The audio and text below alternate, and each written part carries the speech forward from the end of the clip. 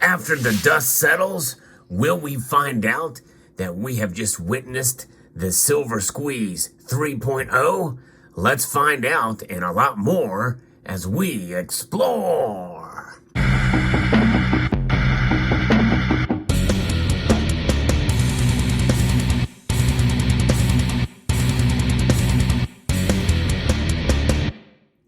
Greetings, members one and all of the Salivation Nation. We know there's a lot of news happening, especially with regards to the bank closures that we've seen. And many, when you look at the timeline that we saw back in 2007 and 2008, it would be months before we found out about another bank closure or another big event that it can happen. And it may take months again for the next one to fall. But there is a lot of uncertainty out there and a lot of fear. Fear drives panic buying and selling. And that's what we could be witnessing here. And that is essentially what we are looking at with returns of bank runs. These bank runs that we're talking about here that first started with Silicon Valley Bank and Signature Bank. People want to get their money out, their hard-earned cash. And so they run and get these because it's in a panic. They want to run to the safest thing possible. Now, we know that this thing here, according to the numbers just released, is still riding high at about 6% inflation year over year. That's more than double than what the Federal Reserve's target is. And even though this is the most stable of the currencies out there, according to the measure of the strength of it, the DXY, the dollar index, there's people that want to get these things in their pocket. But you know what? We kind of forget about that because, these bank runs that are happening, but there's run on silver. People are flocking to silver now. I'm seeing it. In fact, first noticed it in a posting about how APMEX was just clogged with on Sunday night. When we did our market watch, we saw the metals really start to pop out. That is when, and of course I called them the next day and they said they have been quite busy. And I'm sure all the other bullion dealers as well have been experiencing it. And in fact, even just today, at the very day that I'm recording this video, I saw at my local coin shop, they had very little silver left, and what silver they did get in, they had just gotten in that morning. So there's some people that are selling, but mostly buying. And there was a gentleman there who spent $5,000 and wiped them out, the silver holdings that they had at the time for this particular local coin shop. And so you're going to see that happen. You're going to see people start to buy it up. And it is happening at a dramatic rate. And we're going to see, because of that, we're going to see premiums increase as well, too. And this is essentially going to create another squeeze. Now, understanding these silver squeeze movements, this is driven mainly out of fear. It's not necessarily out of any motivation to try to put the squeeze on a market or on the paper markets or what have you. People are buying this metal essentially to protect themselves out of fear of what's going on in the markets. There's this essentially a panic buy aspect of this, and that's what I want to caution against, folks. It's one thing, when we talk about trying to manipulate the markets from our end, the people's end, and even as such, that has kind of not really done it's what many people had hoped, that we would essentially break the COMEX, the LBMA, and the manipulators.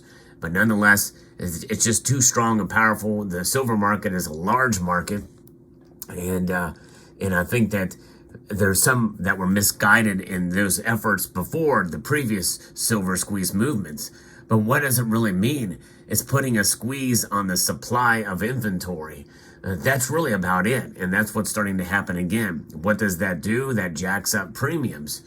And so I think it's a good idea to have silver. In fact, I don't think there's anything wrong with buying it. I actually did buy some today at my local coin shop. I'm going to show you what this is. They didn't have a whole lot of constitutional silver, but they had some that they had gotten in. It was a little bit better than usual. And so I went ahead and bought this stuff for not a whole lot more. It's a slightly higher premium, but not a whole lot considering the condition of these pieces. I got a Barber $50, and a couple of dimes between Wing Liberty or Mercury dimes and the Barber type there, as you can see. And so that's $1 worth of silver for about $21 and change to add to the stack. I really like constitutional silver, and I think in a way, in a sense, especially if we see a move towards CBDC, constitutional silver, I think, will play a pretty vital role with transactions, especially. But I also feel that we might see REM notes as well make a play for that, and by that I'm meaning things like the gold back, which is the standard REM note. I'll give you an example of that now.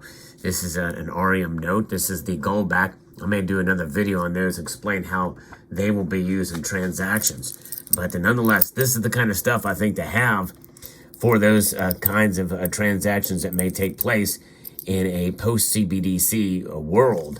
But that's another story. People are buying silver out of fear and panic, and that is it's encouraging in one way because I applaud the buying of silver because, you know, even though its price has fluctuated, in fact, it's gone up fairly dramatically in recent days. As I record this video today, it's actually down. It's down 11 cents, almost a half a percentage point. Believe it or not, it did not fall as much as gold did now. And I think the reason why that's the case is because people are buying a lot of it. And I think it's having a very minor impact on the price. And so it's not falling as dramatically as gold is. And I think that's why. And why are people buying silver now? They don't have faith in fractional reserve banking. Can you blame them? You know, these notes here, these are Federal Reserve notes. It's a debt instrument. And this is something that is utilized in everyday transactions and the like. But the way they're doing things, the Federal Reserve is being pressured. They're being pressured by spending and by bailouts right now. And that's right. I think essentially what's going on with these banks is going to end up being a bailout through the back-end channels, whether it be through repurchase agreements and putting pressure on these banks and the institutions with their fees and maximizing those, or just plain out utilization of more quantitative easing, more money printing in order to meet the obligations of the depositors in these banks if more of these things do happen. Many people feel the Fed is already underwater, showing a negative balance for the first time ever. And I don't have the details on that, but that's what they're saying now, like to the tune of like $15 billion or something. So you have that. You've got other factors that are in play in terms of the whole health of the entire banking system under threat. You know, and so when you have inflation on top of all of that, see, we didn't have inflation before in 2007 and 2008, you know, but, you know, at the rate this is going now, there's a lot of different factors that can come into play that could work in conjunction that could spiral the dollar out of control where it turns from this into this. And you can see what nation that is. This is 20 bolivares from before the real big inflationary rate hike. But this note is worth next to nothing now from the Central Bank of Venezuela. That's right.